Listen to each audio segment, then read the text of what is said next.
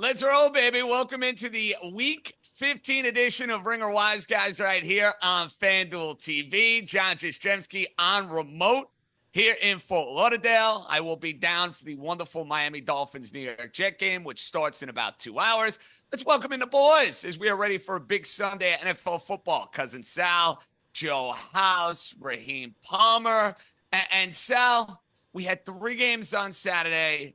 And I think you and I probably worked up a whole lot of angst and agita, and I'm still ticked off about the fact that we got a lame push on that Viking-Bengal game. My brother, we deserve better. I'm with you. We deserved a lame push on 3rd and 1 in overtime. I mean, do you realize how difficult it is in 2023 to not convert 3rd and 1 and then 4th and 1? It was like 4th and an inch for the Vikings against a decimated, exhausted line. This is overtime we're talking about. They needed 1 yard in Cincinnati, and of course, they don't get it. Thanks for nothing, O'Connell. That's it. And of course, the first game is done. You can't catch up the rest of the day. But today's a different day, I think. I hope it's a different day. I hope it's a different day for all 4 of us. Now, Joe House, when you think about narratives and you think about stuff that maybe is etched in your mind, the Detroit Lions, we talked about it on East Coast Bias. It was the perfect opportunity to get a buy low spot on the Lions. They were tremendous at home against Denver. And I think the fraudulence maybe of the Denver Broncos, and I know a lot of the folks in the analytics community were very happy and very prideful after what they saw because they felt like this reckoning was coming for Denver. Yeah, you're absolutely right. I hope everybody out there is catching the East Coast Bias on Thursdays and then the show with Warren Sharp on Friday. The Ringer Gambling feed is trying to give out winners, and we absolutely all loved this spot for Detroit. I especially love them. The first half spread -2.5. They have come back from all of their losses and covered this season. They've shown a resiliency. It's a new Detroit Lions. I think they honestly just won the NFC North. I mean, I know technically it's not quite the case, but what they did yesterday in terms of taking care of business against Denver, coupled with the Vikings loss, they're in the driver's seat now. Good job by the Lions. Oh, they won on Labor Day. Yeah. Well, it sure feels like the Lions are actually going to win a playoff game for the first time maybe in my lifetime, but we'll find out when we watch them on Wild Card Weekend. Dream, speaking of reckoning, we finally get the reckoning for the Pittsburgh Steelers. Sooner or later, you can't get outgained in every single game and think you're going to get away with it, but there was a certain bet in the Steeler-Colt game that maybe was more interesting to you than the side.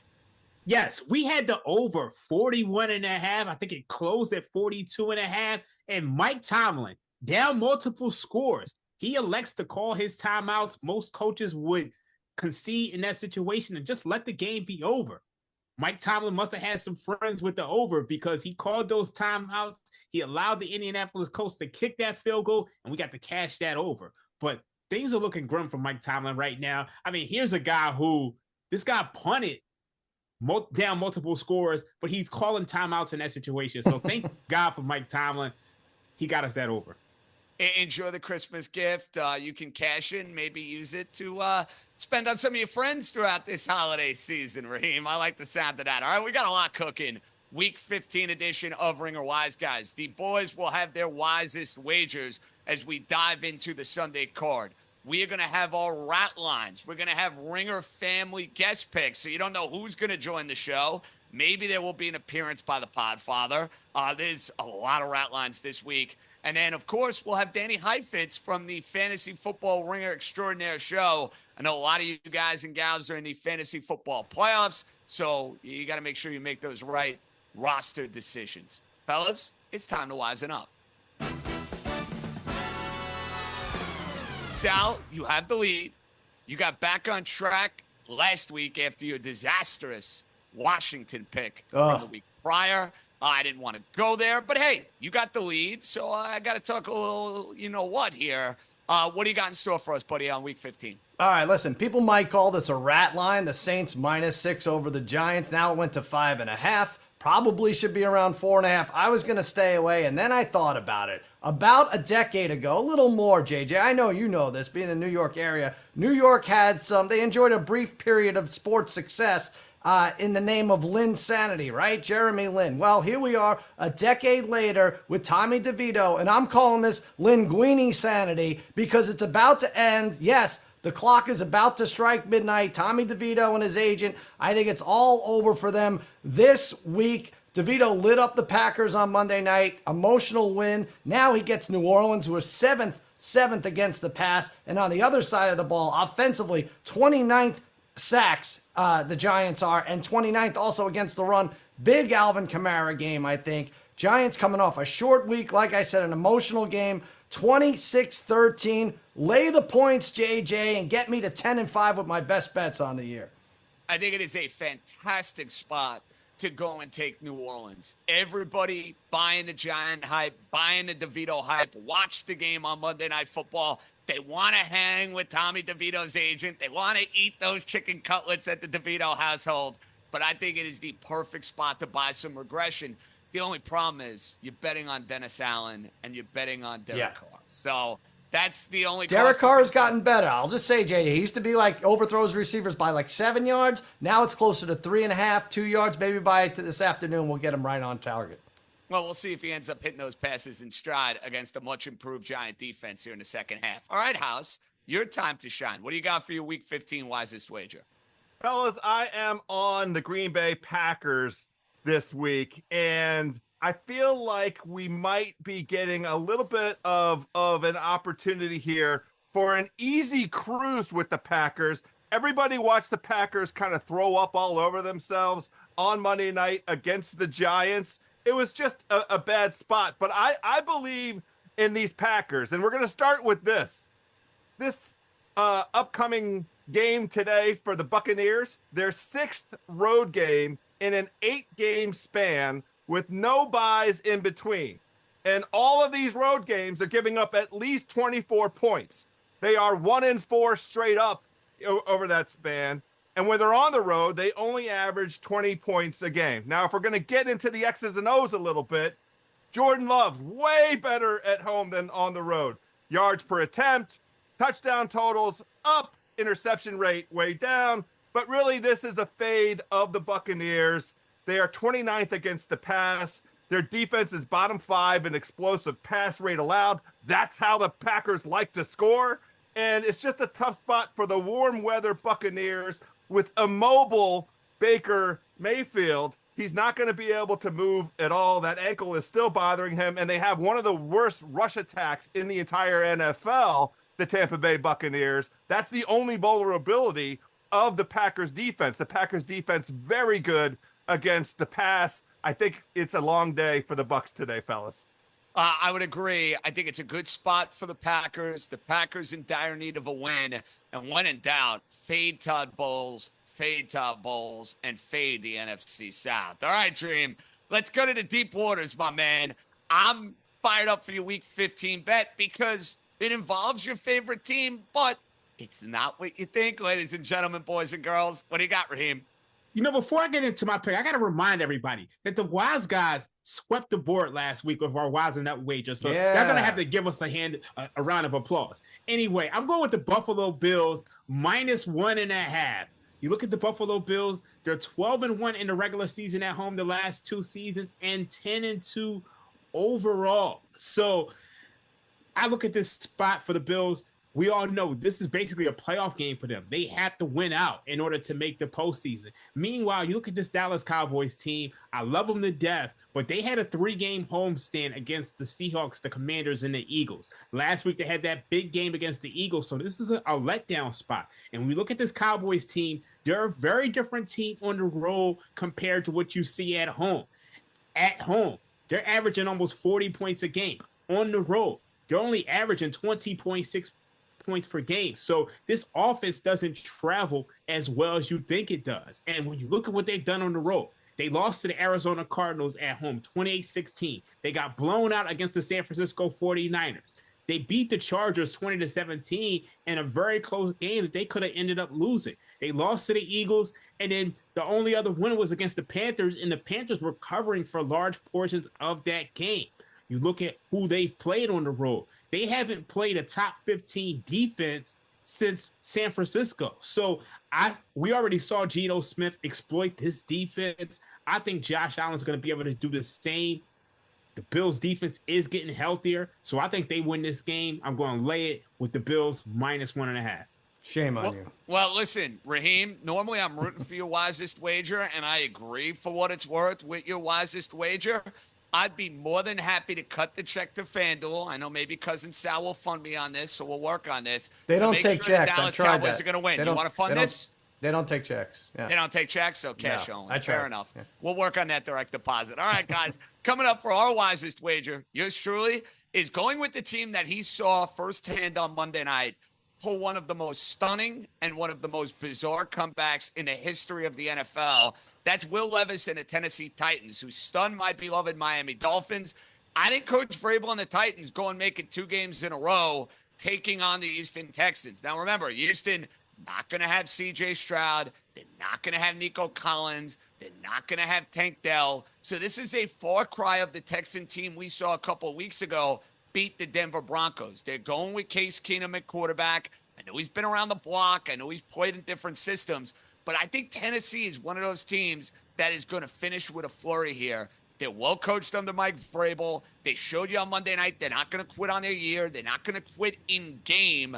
And I think Will Levis has shown you that he's gained more and more confidence as this season has gone along. And, oh, by the way, he's like the most jacked quarterback in the league. There's something to be said for that. So I'm going to lay it. I know it's maybe a little bit off-priced and out of market. I don't care. The Texans are not winning this game. This line tells you all you need to know, with the Titans with a losing record favored against a team that is in the playoff mix. Sal, I don't know if you like it or not. I love it. Tennessee gets it done. Well, I do like all your reasoning. It all makes sense, but let's pump the brakes a little. All they did Monday night was beat a lousy, overrated, and inept Dolphins team. So we can't get too crazy about how good the Titans might be on short rest. Well, it just goes to show you the Dolphins can't win, because the Dolphins go and beat the snot out of all these bad teams. And all I got to hear from people like you is, oh, they can't beat anybody good. They can't beat a good team. All they do is beat a bad team. So when they go and lose to a bad team, now everyone crucifies them, Raheem, for losing to a bad team. They can't win. Welcome to our world. Raheem and I deal with the same thing with the Cowboys all the time. It makes me sick. You guys may be okay with it. It makes me sick. All right, Bill Simmons is back by popular demand. He hit one of the most ridiculous parlays you'll ever see for Bills and Chiefs. I wish I had more money on it, but rumor has it the Podfather has another SGP for the wise guys. Let's hear it. Hey guys, happy holidays. I got a Ravens-Jags same-game parlay for you. Lamar Jackson, 225 plus yards. Odell Beckham catches a touchdown, goes for 70 plus yards. Ravens, close game. I don't even need them to win. Adjusted, plus 3.5. Put those together, it's 11-1 or about there. I love it. Can I hit another 11-1 back-to-back weeks? Ho, ho, ho. Yes, I can. Happy holidays, guys.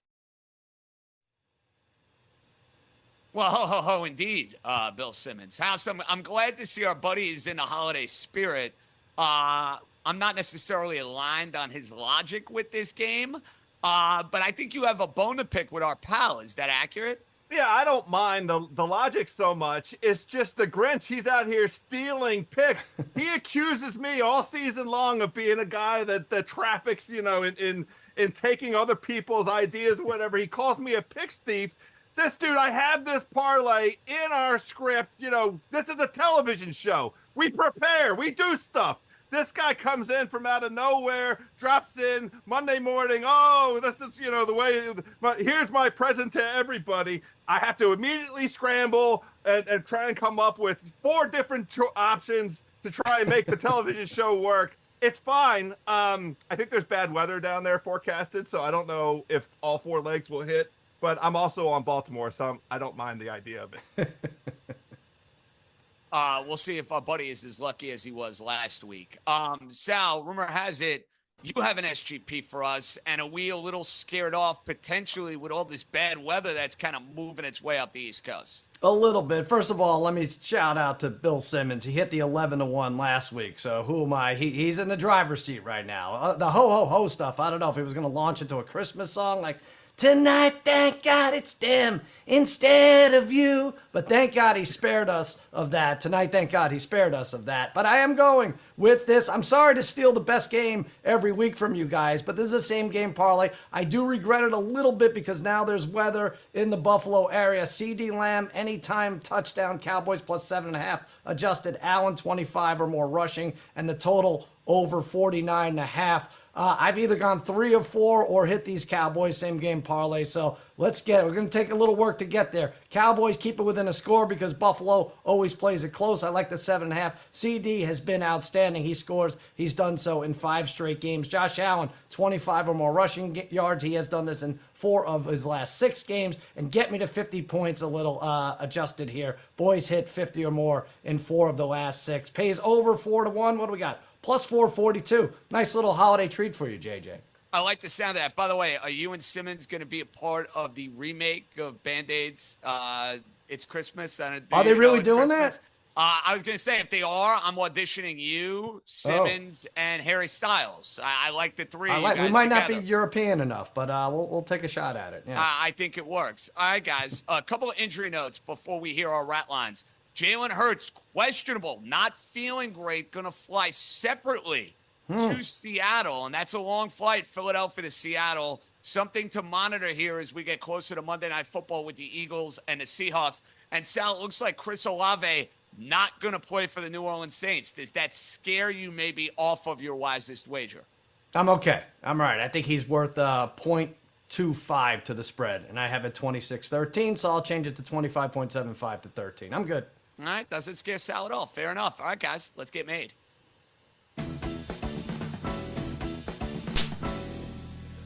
I'm starting the proceedings here because this line absolutely reeks to the high heavens. The Atlanta Falcons are taking on the lowly Carolina Panthers. The Carolina Panthers are hands down the worst team in the league. They have 1 win on the year. They have fired their coach. Nothing has changed. Bryce Young looks inept. And yet, this line, with everyone betting Atlanta and everybody coming in confidently on the Atlanta Falcons, they need the game, they're playing for the division, they got all these things at stake. The line is moving against the Atlanta Falcons and it has actually moved towards the Carolina Panthers. I think it smells. I think you got to stay far, far away. If you're going to bet this game, it's simple in my opinion. You take Carolina or you stay away. Atlanta at 2.5 is a sucker. It's a rat. It sleeps with the fishes. Stay far, far away. All right, Dream, what do you got for a rat line of the week? Baltimore Ravens laying 3.5 at Jacksonville. We all know that there's some weather issues there, and that could that could mess up anything. But when you look at this line, it doesn't make sense. You look at the Baltimore Ravens. They closed -3.5 on the road to the Los Angeles Chargers in Week 12. And we know the Chargers stink. We know they just fired their coach. So from a pure power rating standpoint, they can't be laying 3.5 to the Jacksonville Jaguars. Like, that, the market is basically telling you that the Jaguars and the Chargers are the same, and they are not the same. And when you look at this Jacksonville Jaguars team, I know they got beat up by Jake Browning the other day, carved this defense up. I expect Lamar Jackson to do the same, but the Jaguars have some advantages here too. You look at what the Rams did to them last week. Kyron Williams, he ran the ball all over them. Matthew Stafford, he passed the ball over this team. So they moved the ball up and down the field for 410 total yards of offense. So I expect the Jaguars to do the same today. So I can't really play either one of these sides because I have that much respect for the Ravens. So I'm staying off this game. It's a complete wreck.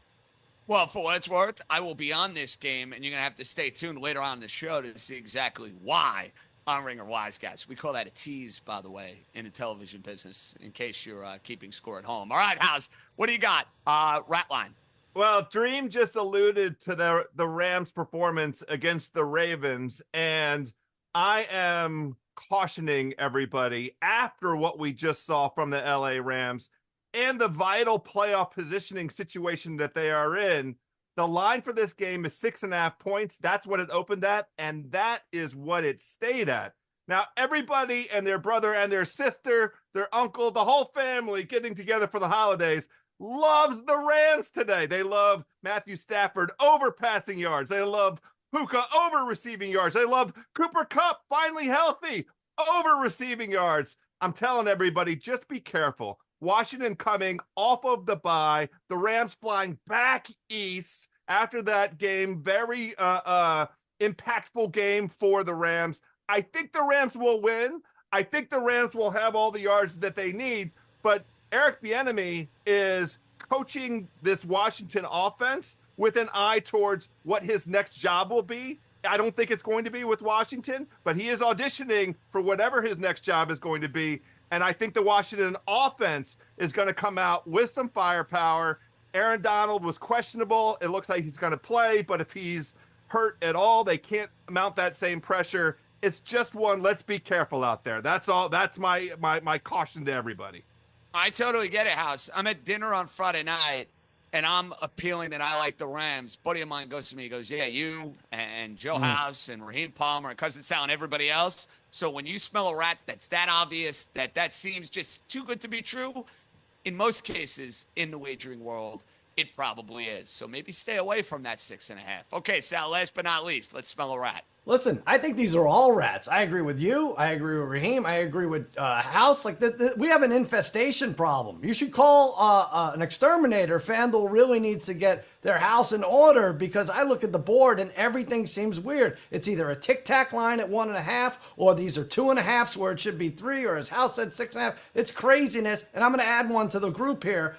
Bears, Browns, 2.5. The Browns are a 2.5-point favorite. It was 3. And then it went down. The rat grew a major, major long tail. Now it's 2.5. Justin Fields hasn't sucked in like 2 weeks. So all of a sudden, the team that needs to lose to get 2 of the top 3 or 4 picks is only a 2.5-point underdog going on the road against Cleveland, against a top 5 pass defense, not this year, of the century. Top 5 pass defense of the century. Doesn't make sense. 8-5 versus 5-8. 8-5 is home and it's 2.5. This is a rat. I'm running away from that. And it's crazy to think about the fact that Chicago, a 2.5-point dog in a game, they are alive in the NFC playoff race. They have played better. And remember, Sal, for Justin Fields, he's probably auditioning for where maybe he's going to be playing football next year. Bears have that number 1 pick wrapped up because Carolina stinks. They're going to be the worst team in the league. And as far as what they do, they maybe are trying to play for something over these next couple weeks. But, yeah, the Browns, with that defense, only laying 2.5 at home, seems a little too good to be true. All right, Raheem, one of the rats is featured for your SGP. So can you explain? Yes. So we have the Los Angeles Rams -6.5. It might look like a rat to a lot of people, but when I look at this Commanders team, or when I look at DC sports in general, sorry, House, they're in shambles. Like, look at this Commanders team. They've got blown out in 3 straight games, and they got blown out by Tommy DeVito. So, to me, when I look at this defense for the Commanders, they can't stop anybody. 32nd in EPA per play, dead last in drop back EPA per play. So, this is the team that gave up 29 to the Seahawks, 31 to the Giants, 45 to the Cowboys, and 45 to the Dolphins. And because of that, 4 straight Washington games have gone over the total. That's the longest streak in the league. So we know Matthew Stafford is going to carve this team up. I expect Cooper Kupp to score a touchdown here. So I like the Rams here. I think they cover. They get to 31, 37. And it's just a matter of if Washington is going to come off the bye and keep up. They have a lame duck coach. I think the whole DC sports is in shambles, and you're going to see that today. It's a great spot for an SGP. I mean, when you consider that Commanders defense, that's exactly the sort of defense you want when you're trying to accumulate a bunch of different legs. All right, Ringer, fantasy football guys, you got a pick for us. Triple threat, combining forces. Let's hear it. Ringer Wise guys, we come here on behalf of the Ringer Fantasy Football Show. We got a little player prop for you. Justin Fields, over rushing yards this week. Bears are playing the Browns. DK, the mastermind behind this bet here. DK, why Justin Fields over rushing yards? Since Fields came back from injury, they've had him being a big part of the run game. 18, 12, and 12 rush attempts in the last 3 games. It's obviously a big part of their plan to try and speed things up for him. If he doesn't see it, he just takes off running. And then designing run plays around him just because he's so fast. So I like this against a team that runs a lot of man. Yeah, third most man in the league, Cleveland runs. And when they do run man, Fields is scrambling at the second highest rate in the league. You know what? Better late than never. It's better late than never, a lot of things. It took the Bears a really long time to realize that you should have Justin Fields run. And you know what? We'll take it. So, rushing yards over for Justin Fields this week. We love it. Bank on it. So the boys united in on Justin Fields. We'll hope that it works better than it did a couple of weeks ago. All right, guys, let's get to the MVP board. Right now, it appears to be a two-horse race between Dak Prescott, Brock Purdy. Brock Purdy, the slight favorite. Dak Prescott sitting there at number 2. House, I know you want to go off the beaten path with this a little bit. You got a value play for us. Let's hear it. Well, and it's one that you have to go fire on right now if you believe what I'm offering up here. And it's Josh Allen at 14-1. And the idea is that Buffalo wins out. They ultimately win the AFC East because their last game of the season is against the Dolphins. So this is a combo play. But the idea is that if Buffalo wins out and ends up winning the AFC East, I think Josh Allen's numbers are going to be absolutely through the roof in terms of both rushing and passing, and the revival and resuscitation of this Buffalo team restored back to what we thought they were going to be at the beginning of the season. I think that's MVP worthy. Sal, how you bet MVP? Well, I don't think it's fair. Dak Prescott was the favorite going into the week, and then the Thursday night game took place, and somehow the Raiders scoring 109 points affected the odds here. Is it a Kellen Moore thing? I have no idea what happened there. But look, I'm a biased Cowboys fan, but I don't think it's a stretch to say this award should only be won by Dallas Cowboys. Now, Dak Prescott, look, if you're talking about Brock Purdy, all you're saying is, he has McCaffrey. I've heard all year about how McCaffrey should be MVP. And then Deebo Samuel, you can't even tackle him. I mean, his yards after catch are monstrous. And yet Dak Prescott is second. Doesn't make sense to me. It should be Dak's award to win if he takes 2 of the 3 next games. Raheem, you think it's Dak's award to win? I love Dakota, but this is Brock Purdy's award. He's first in every single metric, or top 5 in every single metric, from yards per catch and yards per play to QBR to EPA per play to touchdowns. This guy is rolling right now, and he has a thing over other candidates is because he beat Dak Prescott. And then if he beats Lamar Jackson next week, which is very, very likely, then this award has to go to him. So that's what I would bet on. Crazy to be living in a world where Brock Purdy might be the NFL MVP. We got a lot more coming up. Week 15, Ring of Wise Guys, Dog of the Week, Family Meal, all that and more. Coming right back.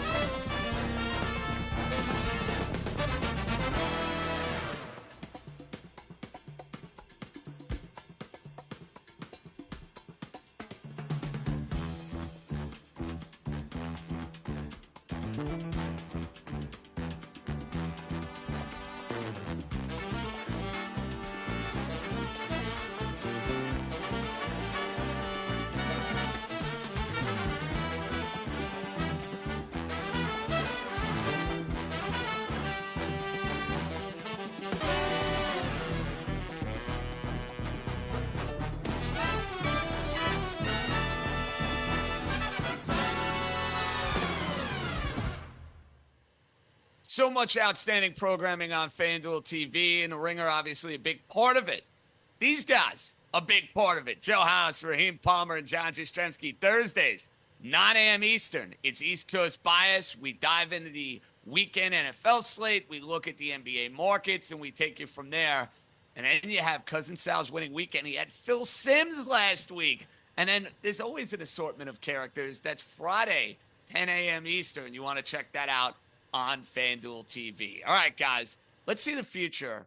And let's try to figure out what is going on here with the NFC South odds. As you see, graphic in front of me, it makes me look so good, by the way. Tampa at plus 155, Atlanta at plus 175, New Orleans at plus 185. Raheem, I would assume Sal and House have a lot of liability, and Sal maybe is doubling the meat on New Orleans, and that odds may change a little bit if Atlanta goes down and Tampa goes down and his Saints take care of business. But anything catch your eye there as far as this ever-evolving, ever-changing, woeful division? So I still can't quit the Atlanta Falcons. I know people look at Desmond Ridder as a bad quarterback, but he might be the best quarterback in the division when you consider that he plays in a division with Baker Mayfield and Derek Carr. So I think this is a team that can run the ball. I like this team. I mean, I know they're a little banged up, but to me, they should have won that game last week against the Tampa Bay Buccaneers. They had like 400 yards of offense. The defense just couldn't get a stop in the end. But I don't know how you back Dennis Allen and Derek Carr. And when it comes to Baker and Todd Bowles, I don't know how you back them. So I'm going with the Falcons. I hate all these teams, Sal, but somebody's got to win a division. I know I'm invested in Atlanta. You're invested in New Orleans. We think somebody has to win, but I guess Tampa could win and we both lose. I don't know what happened 6 weeks ago when me and House and Simmons got together and said, oh my God, we have to bet the Saints. It is so easy. Look at the quarterbacks they face for the next month and a half. And here we are, they're third. You're telling me they're plus 185 on that graphic? I don't. And House, we're in more trouble than you think because I doubled up, as JJ said, on the Saints. I have a lot of capital in them, supporting them against the Giants. And even so, they have the Rams next Thursday, the Bucs, and Falcons. I feel like 3-1 might not even be good enough for them. Well, at least they end the season with in-division games, right? Yeah. And it's the two teams that are ahead of them. And I think that the Saints are the only NFC South team that is going to in terms of the leaders, win today. One of Carolina or Atlanta is going to win. I prefer Carolina. We'll get to that shortly. But I like the Saints. I think for sure they're going to lose that game against the Rams. But I like them today against the Giants. I like them against the Bucs. And then they finish the season home against Atlanta. I think that will be for the division, and I think they'll hold on. So that plus 185 is appealing to me. All right, we'll get to an SGP momentarily. Tyreek Hill, inactive for the Miami Dolphins on Sunday. Wow. That is a big deal. We'll see if that line moves a bunch between now and the end of the show. So Tua going to have to do it without his blankie on Sunday. No Tyreek Hill. JJ, hold on. Did you see? They showed him sprinting into the arena like 25 minutes ago. He was like walked faster than the Giants wide receivers on go routes. I don't understand. And now he can't cut? This is tough. No comment. And that's a major damper for Tyreek trying to get to 2,000 yards. Not going to have the opportunity to do so on Sunday. House, to put me in a better mood, you got an SGP. Let's hear it. Well, we were talking about these New Orleans Saints, and because the Grinch, Bill Simmons, stole my Ravens-based SGP, we're going to just go ahead and down to New Orleans. We love Tommy Cutlets on the ground. The number for him and a rushing total is over 31.5 rushing yards. That's one leg. He's not afraid to run. He ran 10 times last week, and up against this elite passing defense that the Saints possess, but bad run defense. He's a mobile quarterback. Look, all of these quarterbacks have gone over the total. Russell Wilson, Bryce Young, Desmond Ridder, Tyson Bagent ran for 70 yards. Josh Dobbs, who's about to be out of the NFL. These are all overs, so Tommy DeVito, over 31.5 rushing yards. That's one leg. And then Derek Carr, under 217.5 passing yards. Yes, for sure.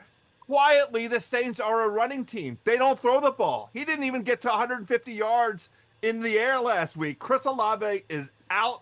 this Saints team is going to try and shorten this game, run the ball, try to keep Derek Carr upright. Derek Carr under 217.5 passing yards. The third leg is the Giants team total over 16.5 points. I actually think that the teams might score a little bit here inside the dome. We're just asking the Giants and Tommy DeVito to get there maybe 2 touchdowns and a field goal, or a touchdown and a 2-point conversion and 3 field goals. It feels like it's possible against the Saints defense. That 3-legger plus 477. Let's get it done. What are you doing, House? You just said the Saints are going to win the division. It's going to come down to the last game of the season. Now you're Giants, DeVito, Giants. When is it going to make sense? Oh, they're going to run the ball, cuz. They're running the ball all day. The Saints all day running the ball down the Giants' throat. Hey, I'm rooting for you both to win. How about that? That way House cashes his wager. That way you, Sal, can cash your wager. I don't see how it's possible, but okay. Well, we go on our merry way. When there's a will, there's a way. All right, dog of the week, and it might be a wrinkle for one of our buddies. That's coming up for Man's Best Bet.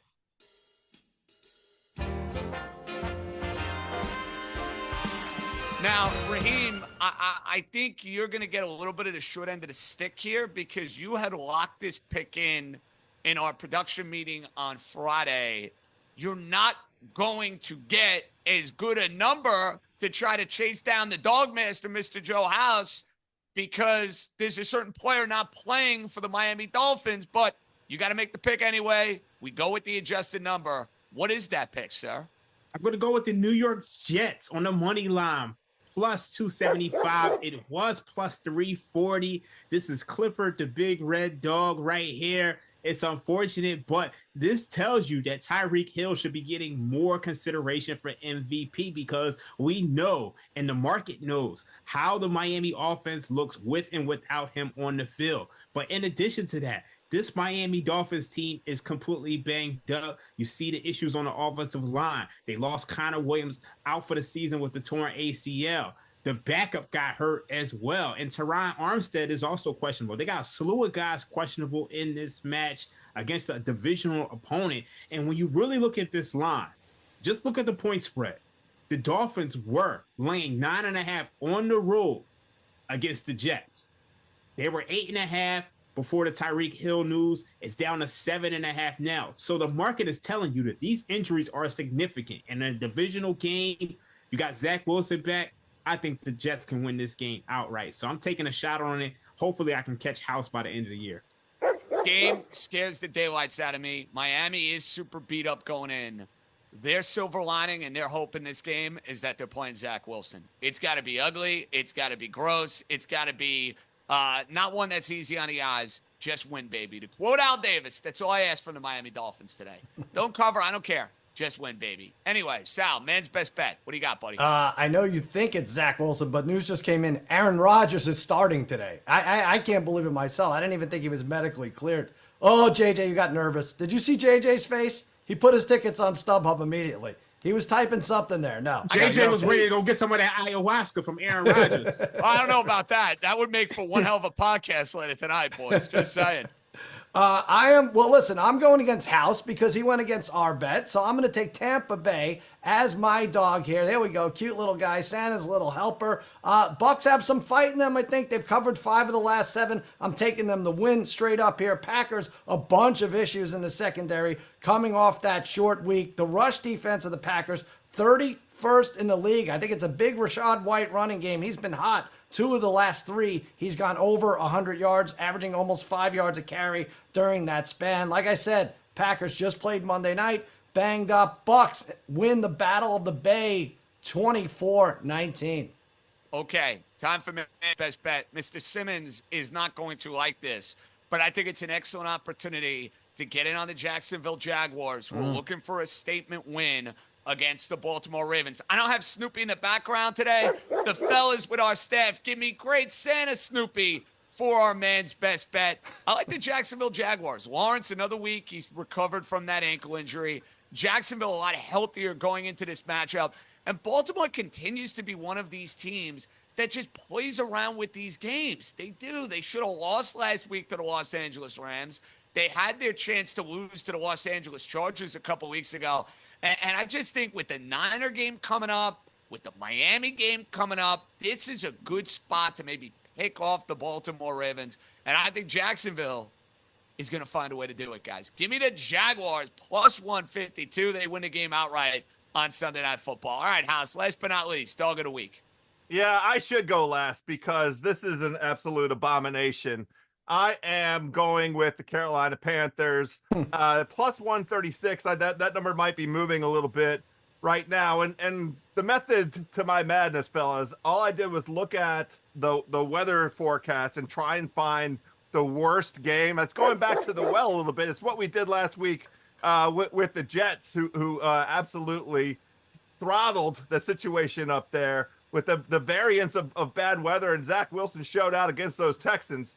74% chance of rain, steady, constant wind gusts. And look, I can't make a case for the Carolina Panthers offense. Yes, Bryce Young does play better at home, but this is really fading the Falcons and their defense, especially. They haven't really recovered from losing defensive lineman David Onyemata. He's out. He's got an ankle issue. And the Falcons defense was the reason that they lost to Tampa Bay last week. I think this is a muck it up, messy game. The Panthers defense trending in the right direction. They got J.C. Horn back. They were competitive against the Saints. The score was 14-6 halfway through the fourth quarter. It ended up being a blowout because they turned the ball over on downs a number of times in the last half of the fourth quarter. But this is just knockdown, drag out, yuck football, and I'm on the Panthers to get it done against Desmond Ridder and the Falcons. 1-5 on the road, straight up. The Falcons, they're bad outside.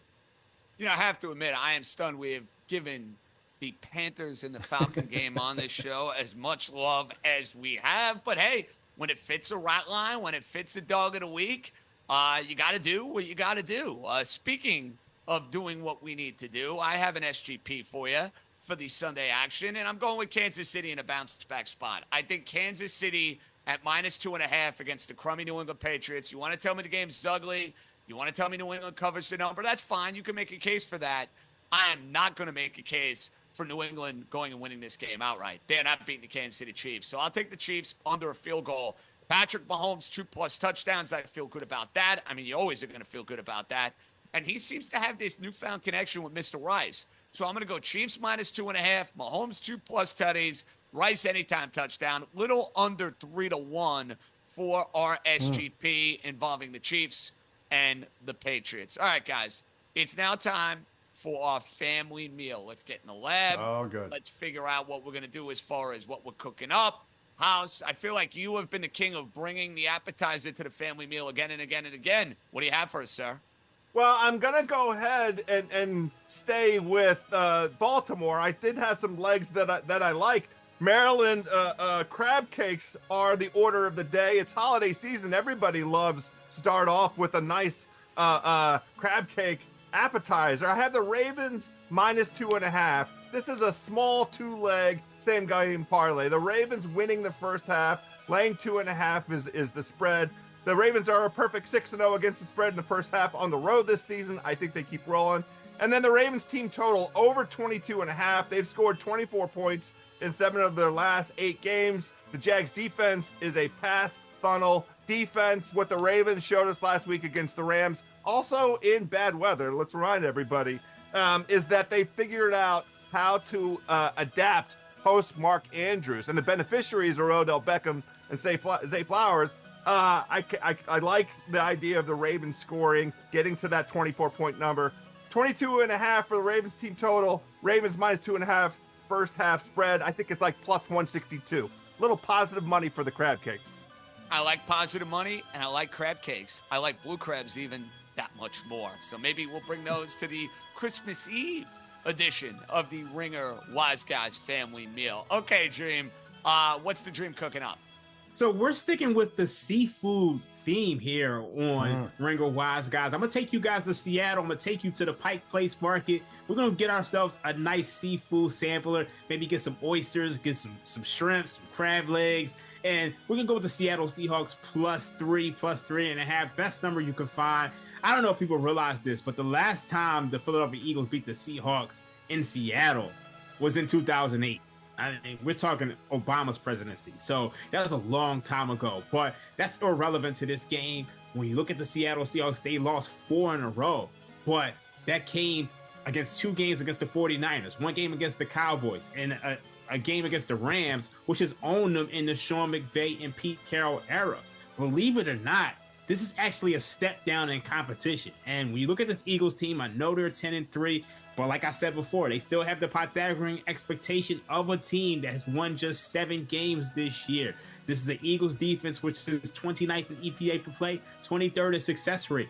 Geno Smith is going to be able to carve up this Eagles defense.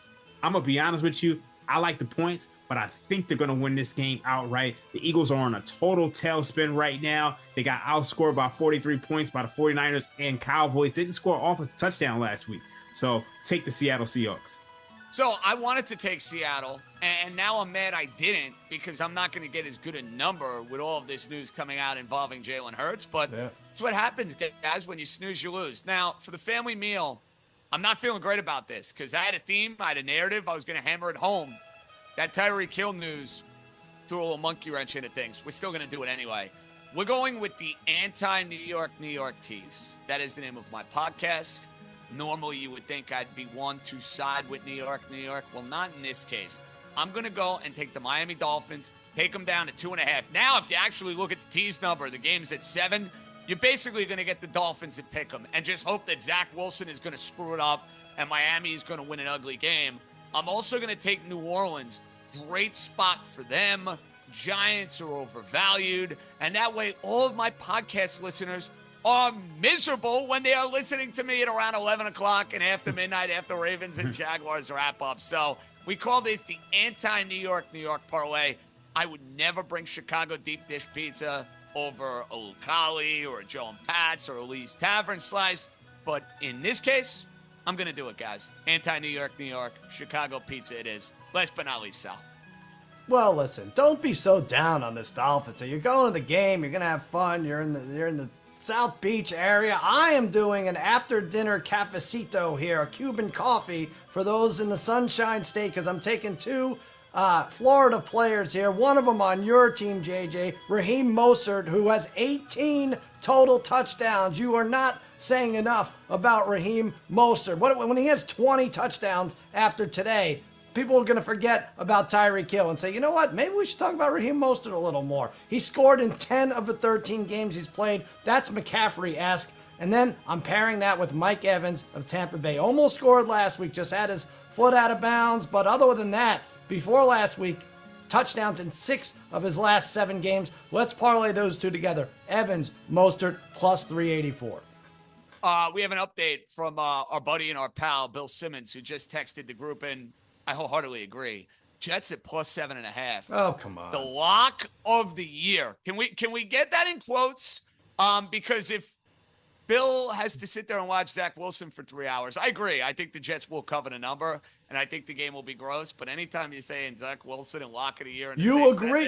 I'm looking at the text right now. He says Jets lock of the year. Ridiculous. He's just trying to get your goat. And you say, yes, I agree. And now you're saying. I do. I think they're covering. I'm just saying, warning, Zach Wilson is the quarterback. I'm throwing a disclaimer out there. That's all, Sal. I'm allowed to throw a disclaimer. It's not Tim Boyle. I mean, at the end of the day, Tim Boyle threw an interception and killed the first half spread for people. Like Zach Wilson's not going to do that. I hope. I hope he does, but that's his story. Why do we love Zach Wilson so much? He had one good game. All right, okay, keep it going. Let's see our board. Who's in? Who's out? We know Tyreek Hill is out for the Miami Dolphins. Chris Olave out for the New Orleans Saints.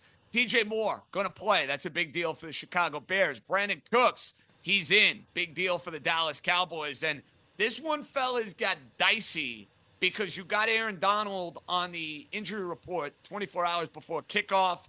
Aaron Donald will give it a go for the Los Angeles Rams, which is significant for a whole lot of those SGPs and people who are going to go and lay 6.5 with the Rams. You want one of the best defensive players in the sport to be out there. All right, we got guest pick number 2. Sal, this buddy of yours does a podcast with you.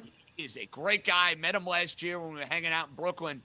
Care to let the audience know who's got guest pick number 2? Yeah, he's a dear friend of mine. I know you've met him. I've known him since he was a young boy, and now he's a grown man who mysteriously, and this is no joke, has had his car repossessed on Christmas Eve 2 of the last 5 years. He swears it has nothing to do with being an erratic gambler. But from Against All Odds podcast, and you saw him on Cousin Sal's Winning Weekend, this week, Brother Bryce Sicoli.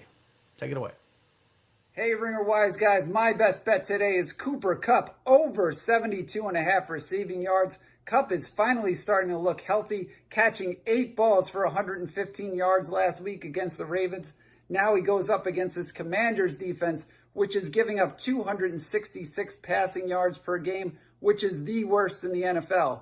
We saw what Tyreek Hill did against the Commanders last time. I think Kupp has a monster game today and goes over the 72.5.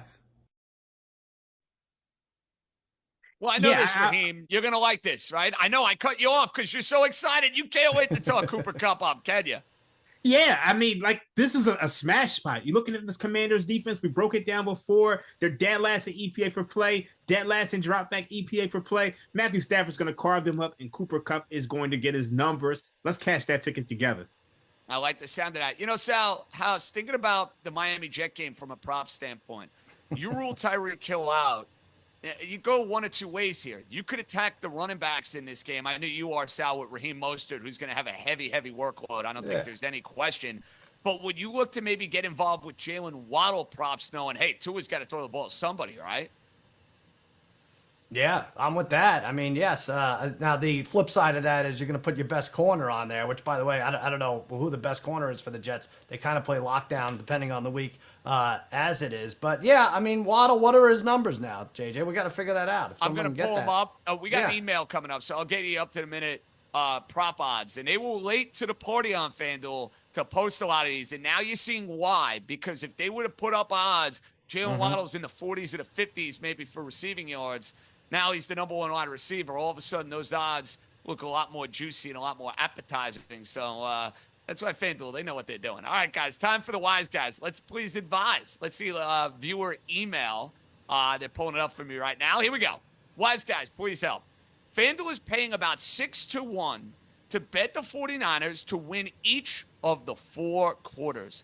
I am feeling a big C-Mac day. Of course, that's Christian McCaffrey. How about you guys? You like this bet at these odds? This one comes from Dean in Walnut Creek. And I got to be honest, Raheem, I don't.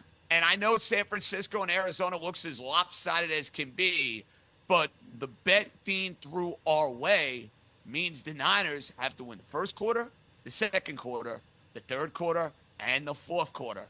I don't like his chances. Yeah, this bet stinks. And, like, I don't mean to be harsh, but out of every single bet that we've ever had on Ringer Wise Guys, this is by far the worst bet, because this is one of those bets that you make when you first start betting, but you realize, like, nobody's trying to score every single quarter. For instance, you look at this 49ers team, they won 28-16 over the Seahawks. They won 42-19 over the Seahawks. They won 31-13 over the Seahawks. They won 35-16 over the Cardinals. In none of those games did they outscore the opposing team in all of those quarters. There's always going to be a point where the team is going to shut it down and run the ball and say, look, we're trying to get up out of here. So I hate this bet. I'm sorry. Yeah, I'm with Raheem here because I don't want to be harsh either. But, you know, look, this is one of those things where you lose on a tie, right? If it's 7-7 after the first quarter, you lose on a tie. And by the way, I have Arizona over team total points, so I don't like this for a few reasons. But you lose on a tie. There's the backdoor cover potential in the fourth quarter. Lots of reasons not to like this. I guarantee you'll go 3 out of 4. I don't know if that pays, but good job by you if it does. Well, and that's a big problem with betting a team to go and win each and every quarter. A push counts as a loss. So if you have a 7-7 quarter or you have a scoreless quarter, you could take your money and basically flush it right down the drain. We don't want to be doing that. So that's why, listen, Dean, best of luck to you. I hope you win. It's just not a bet the wise guys would. We didn't talk about this. We didn't talk about this game. Nobody took it. But they have the Ravens next week, and this is a classic look-ahead spot. So I wouldn't be surprised if the 49ers didn't even cover this game. Yeah, and it's a monster number. Don't forget about that. Monster number. Guys, we have another viewer, listener email. Let's Wow. take a look. What up, wise guys? Feel like I'm working with my pal Michelle Margot. She loves that. What is up, everybody? What up, wise guys? The future lines are heating up, and I'm getting in on the action. I love it. Coach of the year, Dan Campbell, plus 350. D'Amico Ryan, Shane Steichen, Mike McDaniel, kind of right behind him.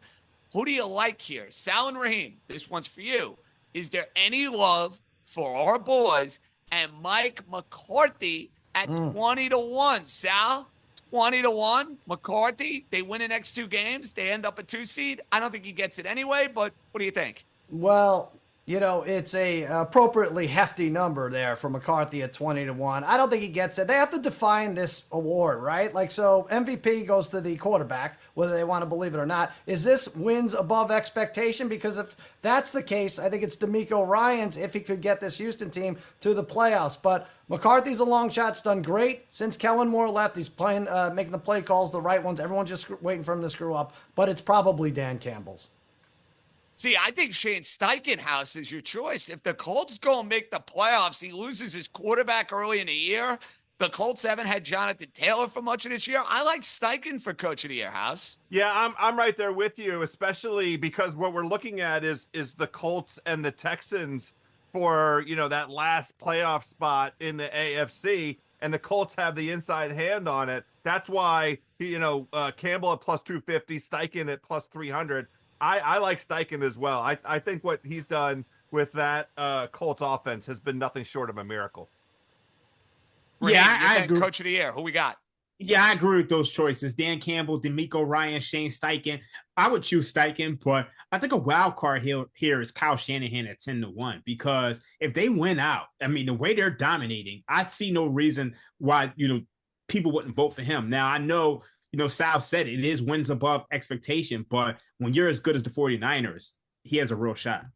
So I can't fight you on that, Raheem, but I will to some degree. Like, I get the case and I get the value. I just like rewarding the coach whose team is not that good. Like, I know the Niners are the most loaded, most complete roster in the NFL. I don't think Indianapolis is a particularly good team, and yet they're going to be looking at maybe 9 or 10 wins this year.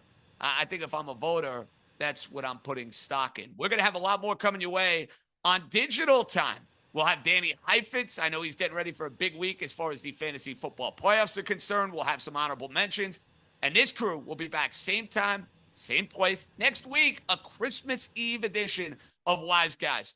For Cousin Sal, Joe House, Raheem Palmer, and John Jastremski, signing off. We'll see you next week. Cash some tickets. And Raheem, I hope your best bet or the dog goes down in flames. We out. Be good, everybody.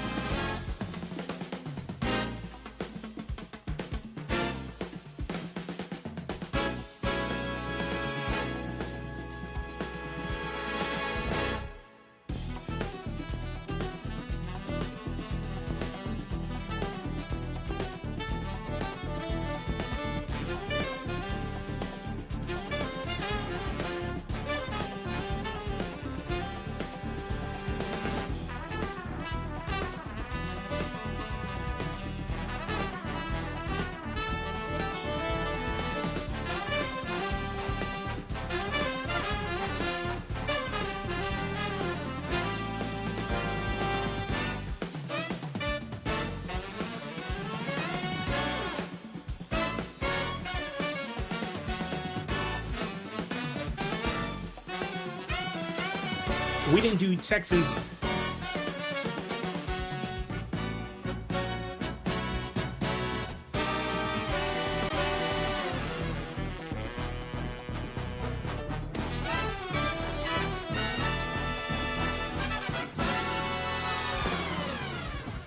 All right, welcome back. Wise Guys, Digital Time, bonus time here on all of our platforms. Cousin Sal, Joe Haas, Raheem Palmer, and John Jastremski. We're getting you ready for week 15 in the NFL. Raheem, the Chiefs, big favorites today as we do our honorable mentions. I know I threw this in as an SGP. I hate the line. It seems like a great bounce back spot for Kansas City, except for the fact that Kansas City is not exactly Kansas City these days. Where do you stand on the Chiefs laying the big number against the Patriots on Sunday? I think this is great value. And I actually think this spread is a little bit too low. Like, if you would have asked this 2 weeks ago, what would you be laying to this New England Patriots team? It probably would have been 10, 11, 12, 13 points. And it feels like you're getting value because the Chiefs lost so many close games recently. They lost to the Buffalo Bills, who we consider one of the best teams in the league. They lost to the Green Bay Packers, who we see as an emerging team. This Patriots team stinks. And Bill Belichick is Larry Holmes status. Flavian's sick. There's been rumors that he's going to be leaving after this year. So I think the Chiefs go out there and blow this team out. Yeah, I'll tell you what. You want to talk value and we discuss the MVP and Purdy or Prescott. What about Patrick Mahomes? I know you like him for at least 2 touchdown passes this week, JJ, but if he puts up a monster December, beginning of January, in the last few regular season games, we know he crushes the Raiders, right? They end with the Raiders. They might actually need that game. 20-1 to win MVP. This is a guy who gets votes every single year. Now, he had that tantrum. Maybe that soured a couple of the voters, and maybe his stat line sours him even further. But look out for Mahomes at 20-1. If he puts up like 14 touchdowns in the last 4 weeks, could be someone like him. He could work his way to the conversation. I still think, though, there might be some voter fatigue with Patrick Mahomes winning the MVP award, and they like the idea of giving it to somebody new. I mean, we saw that for years in the NBA where Michael Jordan could have won the award basically every single year, but they had to get a Karl Malone in there. They had to get a Charles Barkley in there. So maybe this is the year we're like, wow, holy smokes, Brock Purdy won an MVP, or wow, Dak Prescott won an MVP. But hey, 20-1, not a bad ticket. Michael Jordan was ever 20-1 this state in the year, right? So I would assume probably not. Probably not. But you want to take a stab? Be my guest at 20-1. All right, House. I'm on the Titans. That's my wisest wager. We didn't dive into this game. Do you see a case to be made for the Texans with Case Keenum and all their injuries, or are we banking on yet another win for Mike Vrabel and the most jacked quarterback in the league, Will Levis? Yeah, it's got to be the latter. I'm nothing if not a creature of recency bias. I've confessed it many times. Everybody knows I love what I just saw out of Will Levis. He could go right from this game to a WWE Sunday Night Raw situation. He wouldn't miss a beat.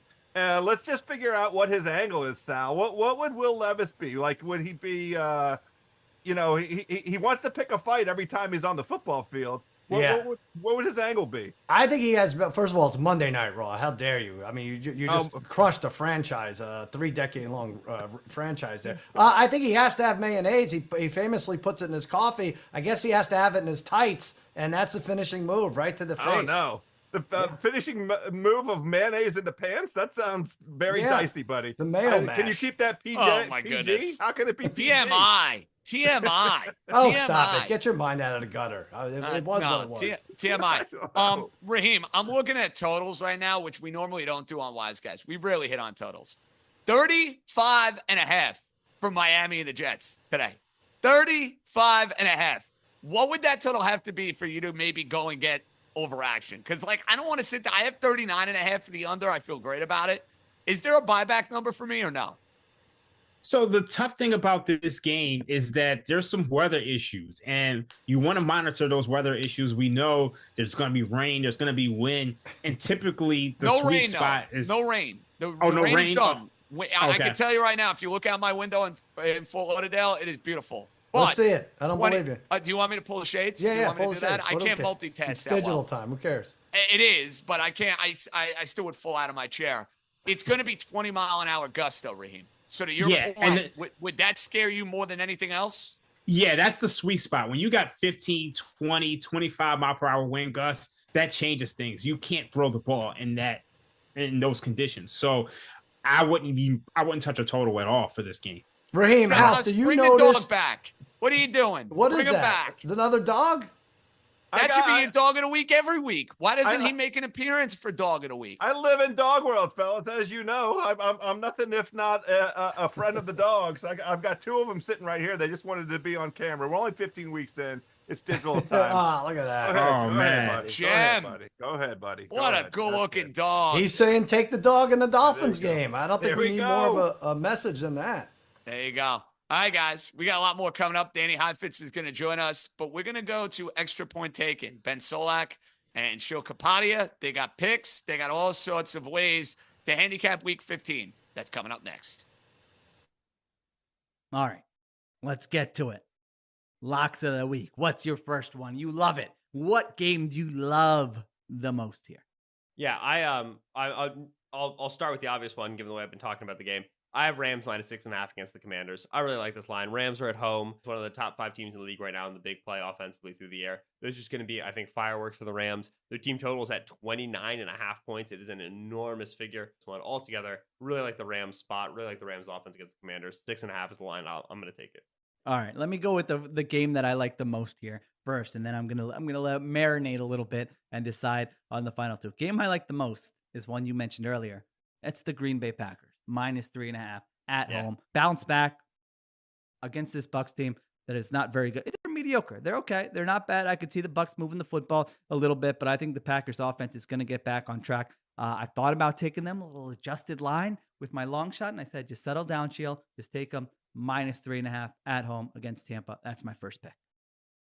Yeah, I mean, like the Bucs had 9 players on defense and covered as one as an outright dog. So I don't even know. Like it's so deflating, man. There's just no reason for it to be this hard. I do like Packers -3.5. Second for me, I promised myself when we started this show, if the Bears went from +2.5 to +3 against the Browns, I was going to take them. They went +3 against the Browns. I'm going to take them, right? So just talk about getting the hook there. So I do think it's a nice spot for the Bears matchup-wise. Run the football, control game clock against the Browns, who are at home and are in playoff positioning. This is an important game for the Browns, but the Bears are well positioned to play spoiler in this one. I like them +3. Imagine if before the season I would have told you Joe Flacco is going to be a 3-point favorite for a playoff team on December 15th. Disgusting. All right. I'm going with a square pick here, Solak. I'm going with the 49ers -12.5 at Arizona. I just think this Niners team is like, we're still not realizing what an offensive juggernaut they are. I was looking up earlier this week, top 10 offensive performances this season by success rate, 5 by the 49ers, 5 by the rest of the entire NFL. When these two teams played earlier this season, it was the best offensive performance by success rate for any team in a game this season. I think they're going to go up and down the field. I think they're going to score 30, 35 points. So you can get me a 35-22 type game. I'm still covering. If it was 35-23, I lose. That's okay. I'll take it. There you go. This is one where I'm feeling. We talked about feeling squirrely about Dolphins Jets. I'm feeling squirrely about Niners Cardinals. Okay. No Eric Armstead at practice. No Javon Hargrave at practice. No Aaron Banks at practice. Travarius Ward is trying to get back for this game. Not guaranteed that he's going to get back for this game. It makes me itch. I get it. I think you're right. It makes me itch. See, I get that every game I pick, I have that feeling. I don't feel good about any of them. I'm like, well, but then I think about all the bad things that can happen. But ultimately, you got to make a pick. So I'm going with 49ers -12.5. All right. What do you have for your third one?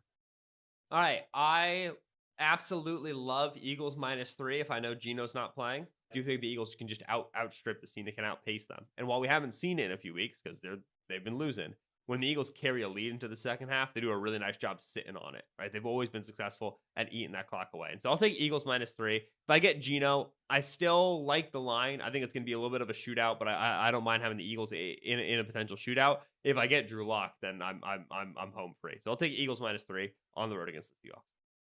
I like that side. Yeah, I don't like going against Pete Carroll in sort of a desperation spot. You know, they played Eagles well. haven't beaten the Seahawks in 15 years. So yeah, we're really going against it here. Falcons -3 at Carolina. All right, so I like this. Like, I see it on your face. This was the right pick for content. I can just see it. It's always playing both sides with you. That's always your goal, is to just make sure you're on both sides and you always come out on top. And I respect that about you.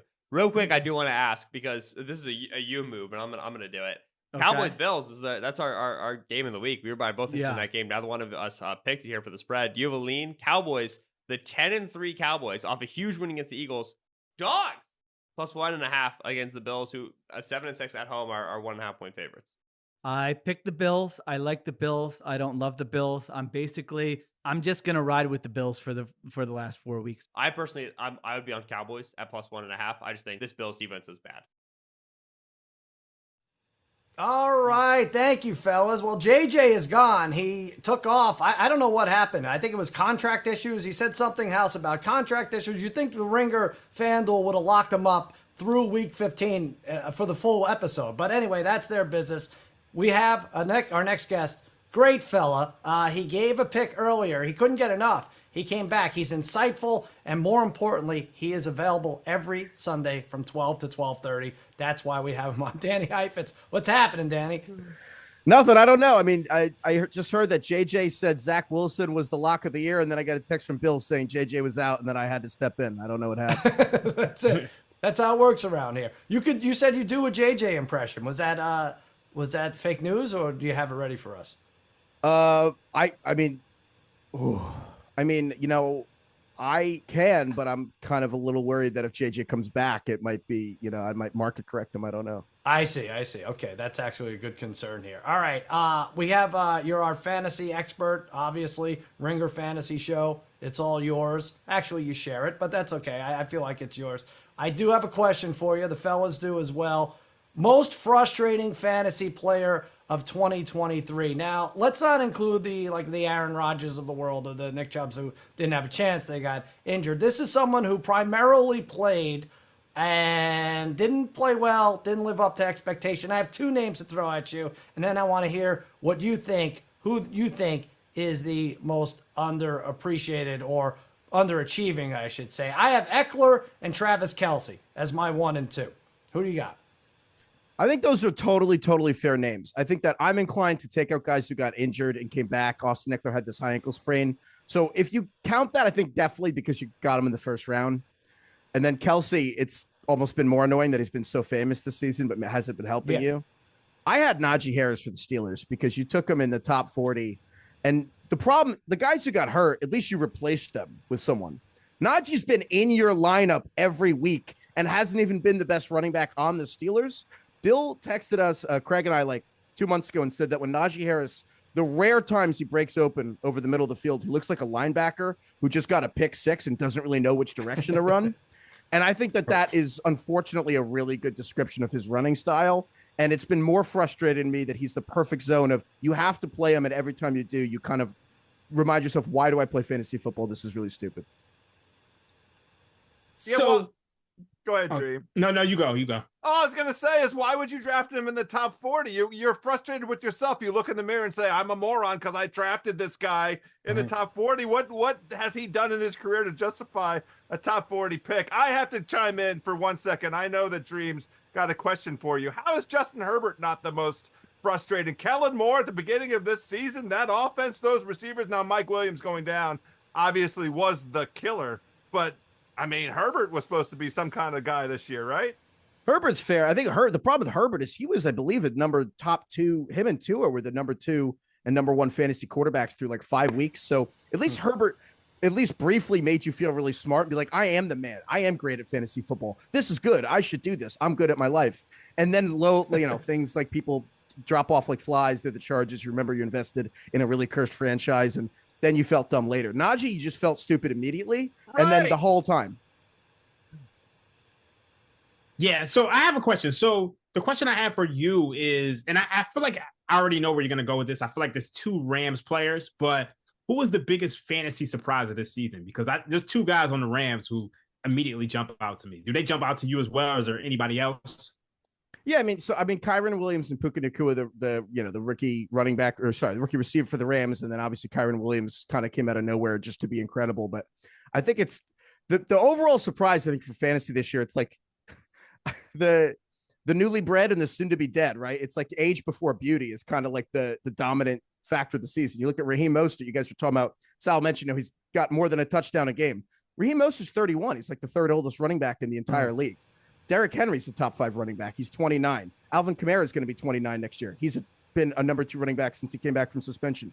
Keenan Allen's 31, best year of his career. Mike Evans is 30, best year of his career. And you look and you're like, all these guys we left for dead. We love potential, but this year it was kind of potential means you ain't done nothing yet. I mean, we got Joe House who's 53 or whatever. You know, Joe House having the best year of his career. Like, experience is great.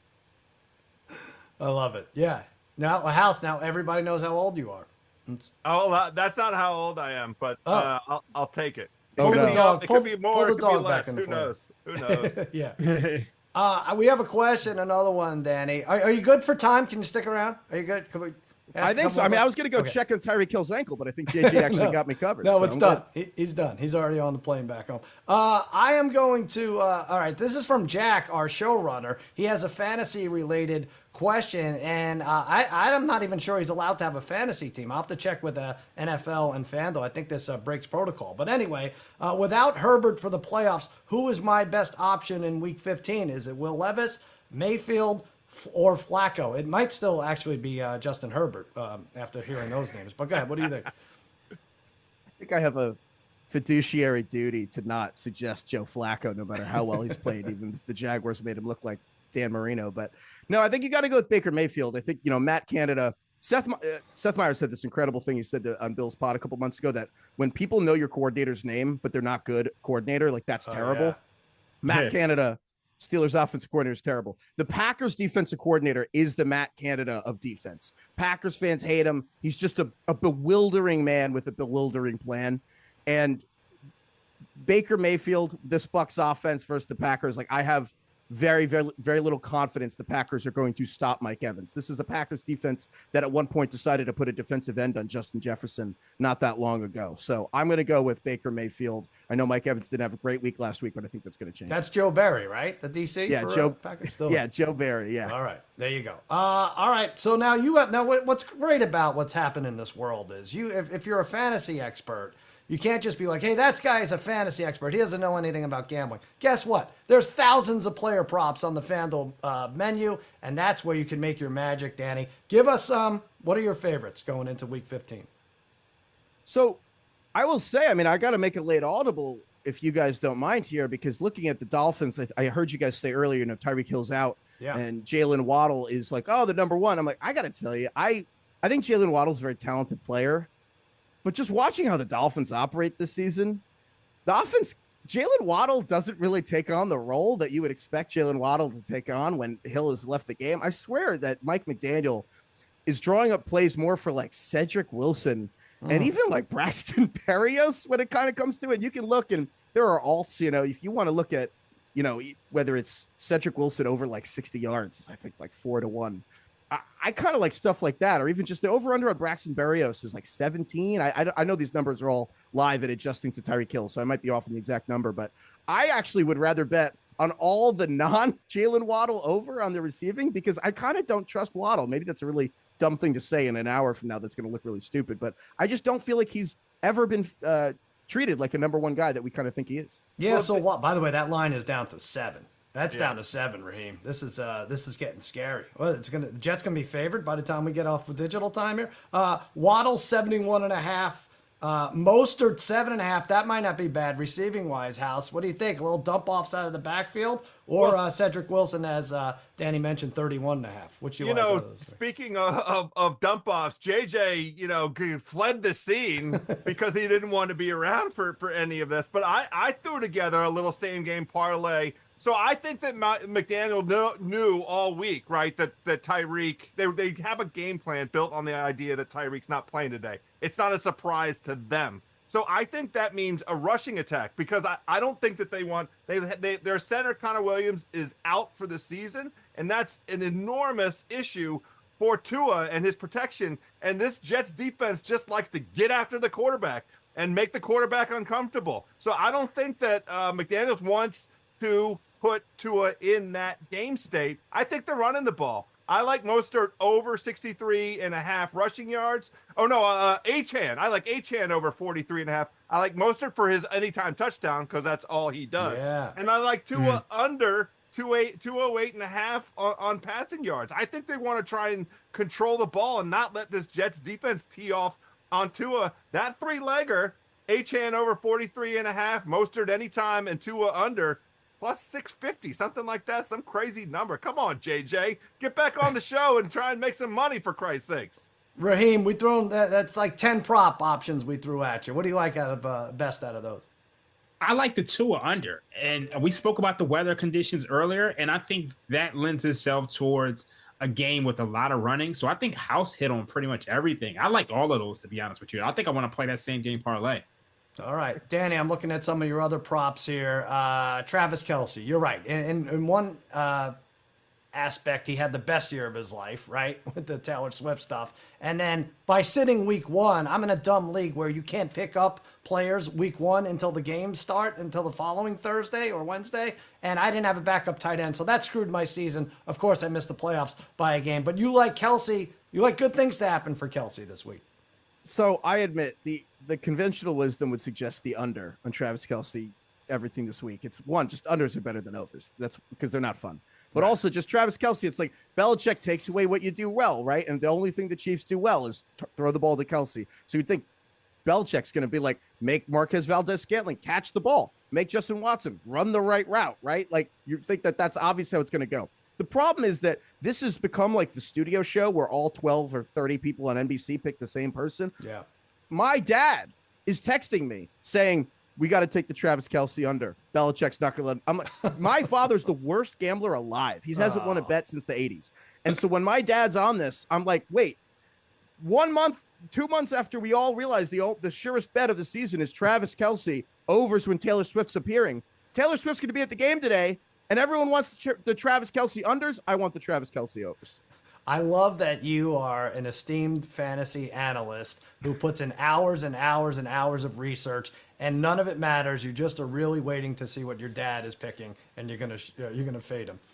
That's well, beautiful. Let's really help the people, though. Look, we have 10 minutes left on this show, and there might be fantasy owners out there as these playoffs are staring them in the face, frantically trying to steal some value. Most undervalued play for the week. Somebody that you didn't, we can't do Aiden O'Connell because he already played. You can't do Sam Laporta. He played. Minshew already played. Who's left? So there's a couple guys. I think that if you're talking about quarterback specifically, then I might look at Justin Fields for the Browns. I think it's a little scary to play people versus the Browns. I know I plugged that for you guys earlier, but basically the rushing man coverage, you could be bad in real life and good at fantasy, which is kind of dumb, but I think that's Justin Fields. And then, or at least for today, I also think DeAndre Swift for the Eagles. We have this weird thing going on. Jalen Hurts we don't know what's going to go on there. I kind of feel like he's going to play, but DeAndre Swift, I think, has been really, really bad for people on their fantasy teams the last month. I don't think DeAndre Swift is bad. The problem is the Eagles just keep falling behind at halftime, and so they're not running the ball. Now it's a bad argument to say the Eagles will be good this week if Hurts doesn't play. But if Hurts does play versus the Seahawks, I feel like DeAndre Swift's actually going to get the ball quite a bit. And so it's going to be one of those where he got 4 points in your lineup for a month, and then he has like 20 while he's on your bench. I think actually, as hard as it is to swallow, I would stick with Swift. All right, Danny, and then, well, go ahead. Sorry. No, please. I was going to talk about your Cowboys, Sal. Oh, go ahead. Yeah. I'm not in love with this one, but go ahead. What do you like? Well, I don't want to step on your Cowboys feelings here. I know it's a little emotional to talk about, but I actually really like Brandon Cooks, both if you have a flex play in fantasy, if you have if Chris Olave is out and you're like, I don't know what to do. I think Brandon Cooks there works. And I also like Brandon Cooks over 39.5 yards a lot for the simple reason that the Bills are 32 in DVOA against number 2 receivers this season. The combo of how they play defense and then also just the injuries they've had. Number 1 receivers don't destroy that, but the number 2 receivers all go off against Buffalo. It's just kind of how it's been. And I think that this is going to be a shootout. And I think Brandon Cooks is kind of really important in this offense, the way that they use CeeDee Lamb and everything. So I hope that doesn't pull at your heartstrings, Sal. No, it's all right. My heartstrings are all disconnected over the last 2 decades, so it doesn't really matter. All right, listen, I would never cut you off except in 3 instances. If Aaron Rodgers supposedly was playing all of a sudden, if there was Travis Kelce, Taylor Swift engagement news, or if Tommy DeVito's agent wore something ridiculous, and I think we have the latter here. This just happened a few minutes ago. House, what is this? Is it St. Patrick's Day already? That's his Italian-American Sports Hall of Fame jacket. It's a confession. It's a confession. He knows he's on minute 14 of the 15 minutes. Yeah. He's like, we're gonna look. I have to get all of this time in right now because it's about to be Sunday afternoon and I'm back at Lucali's in Brooklyn having a slice rather than, I don't know, on the TV screen. Good on him. Go get it. Go get it, my brother. That is a spectacular look. Raheem, what about that? How much can he be rooting for his client knowing that, okay, it's one thing if your client is keeping you around because you're on a 10-day contract for the practice squad, but if he's about to sign a big deal, this guy's gone, right? Oh, yeah, without a doubt. It's tough. I mean, you want to root for your client, but at the same time, it's like, I need my bread too. Hi, Fitz, would you ever wear anything like this, or your dad? Oh, of course. That's what I wore to JJ's wedding. Okay. JJ. We were told by FanDuel not to talk about JJ anymore. I don't know what's going on with the contract stuff. All right, listen. FanDuel weekly specials. There you go. FanDuel.com. Hit it. The weekly specials. It's great. You can bet highest scoring team or game, lowest scoring team or game. Will John Jastremski be asked to replace Tua this week? They've got it all covered. Anything you want. Start us off, Danny. What is your special? What's the one that jumped out to you? I like every team in the early, you guys have West Coast time. I think that's kind of fake, but 1 p.m. Eastern, as they call it over here, and the 4 p.m. Eastern late games, every game to have a touchdown and a field goal. It's probably, let's be real, it's probably not going to happen, but you type in a little 5 into the box, and then a 650 appears. Wow. And that's just really fun. And it's an incredible thing to root for. Interesting. All right. I think I jumped on this with you a couple weeks ago. It was like field goals or something, and the Patriots forgot to or missed the field. It was something stupid, something ridiculous. But it's definitely fun as you watch the board. House, take us through it. What's your special?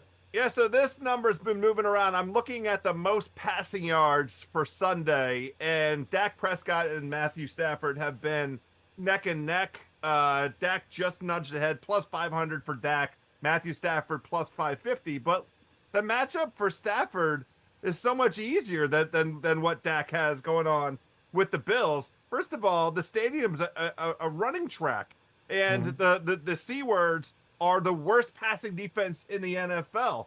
Like, historically bad at explosive passes. We watched Tyreek Hill catch 400 yards worth of passes over the top because that Washington secondary is like, hey, when do we get back to DC so we can go get a half smoke from Ben's? This situation for Stafford, it's a perfect game environment. It might turn into a blowout. That would be a thing that would work against. But, I mean, Stafford going out and getting it, plus 550 at as the most passing yards, sitting there staring me in the face, and I like it. Yeah, it is weird that he and Dak are neck and neck, considering the weather that's expected in Buffalo. Who am I to talk? I have a same game parlay with Dallas all over it. All right, Raheem, you have that same game, though. The Rams, something jumped out at you, too, in the specials category. Yeah, I've been talking about the Rams all day. We know about the Washington Commanders defense. I like the Los Angeles Rams, highest scoring team. This is actually going up to plus 500, which doesn't make me feel good, but I get more value. But, like, I look at a lot of these games on the board this week. A lot of wind, a lot of rain. I just think the Rams are going to light it up against this Commanders team who just can't stop anybody. So that's what I'm going with. That's a fun one, too. All right, I have a ridiculous one. You think we talk too much about the Panthers and Falcons? How about this? 140-1 that the Panthers are the highest scoring team on Sunday. Now, I know there's wind all over the place. It's going to look like electric football where the quarterback can never complete a pass. But this is the NFL, which stands for never forget the LA Chargers, who played Thursday night, and the Raiders scored 63 points. So anything is possible. Take the Falcons also at 44-1. That's who they're playing. I'd hate to see them lose 40-37 in overtime, and I lose this bet. But if you have $1 and you put $1 in the box, Danny, and then you get 140 in the box immediately to the right of it, that's not bad. Spend the $1, Heifetz. You'll do that, right? I love that one. I love that one a lot because especially what I love about that is that the Panthers have a quarterback, Bryce Young, but the other quarterback, Desmond Ridder for the Falcons, I'm pretty sure also works for the other team because every time he gets within the 5, he just gives the ball away. So I think that's a really good one, Sal. Right. I hope he does it his own 5 so we can get some pick sixes the short way. All right, Danny, give us your best bet. We skipped that part. You do have a game that jumped out to you. Yeah, you kind of hit it. I had the Panthers, like I just, bunny line, win the Super Bowl, everything. But I just think the Ravens over the Jaguars. The Ravens giving 3 points, giving 3.5 to the Jaguars. I don't care about the Jaguars home field, frankly. But then also just the Jaguars defense made, like I mentioned this earlier, but the Jaguars defense made Joe Flacco look like Dan Marino, and the Jaguars defense made Jake Browning look like Joe Montana. And now they have to play Lamar Jackson and an actual offense. And aside from just the Jaguars defense really being bad the whole year, minus when they were able to get turnovers the first couple months of the season, the Jags can't defend screens. The Jags cannot stop their linebackers, can't stop tight ends, and they can't really defend the play action. We had Nate Tice on the Ringer Fantasy Football Show this week. He laid this out really well. And the teams that relies on play action and screens as much as anyone is the Ravens. So this is kind of like the worst. It's like the very stoppable or the very movable object trying to stop the unstoppable force. I think this might be one of those that it should have been a 13.5 spread, and you're getting at 3.5. There you go. He said it all. Danny Heifetz, Ringer Fantasy Football legend. You got House. You got Raheem Palmer. I think JJ. I think he's part of the East Coast bias. Who knows? He's taken off. He's got contract issues. He says he's going the game. We all know a different story. Cousin Sal's winning weekend. You can catch me on Friday mornings, and I'm with Tate on Through the Ringer Tuesday morning. That's going to do it for another episode of Ringer Wise Guys. Everybody, take care and happy handicapping.